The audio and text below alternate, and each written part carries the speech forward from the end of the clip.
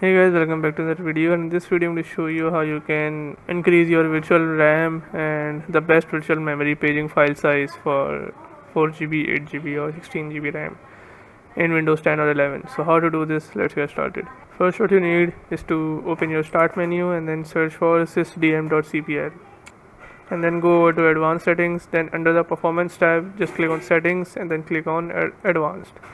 Here you see virtual memory, just click on change and then click on custom size.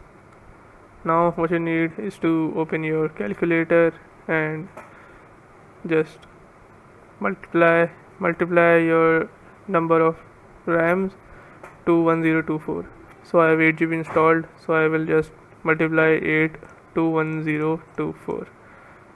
Click on is equals to, and the number which it says is 8192. Just enter 8192 here and then just multiply it to 1.5 equals 12288. In the maximum size just write this number 12288. Now just click on set, click on OK,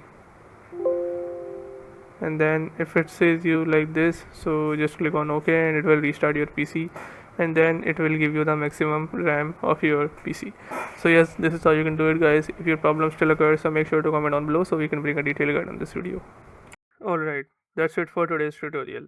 I really hope this video helped you solve your problem or learn something new about your PC. My goal on this channel is to make everything about computers simple and easy, whether it's fixing errors, downloading software or any game, boosting performance of any Windows or any game, or understanding new tool. If this video was helpful in any way, don't forget to hit the like button because it really motivates me to keep bringing you more useful content. And if you're new here, make sure to subscribe and turn on the notification bell so you never miss any future tutorials, tips, and PC fixes. Also, if you're facing any issues or have any questions related to computers, Windows, software, or anything technical, drop them in the comments.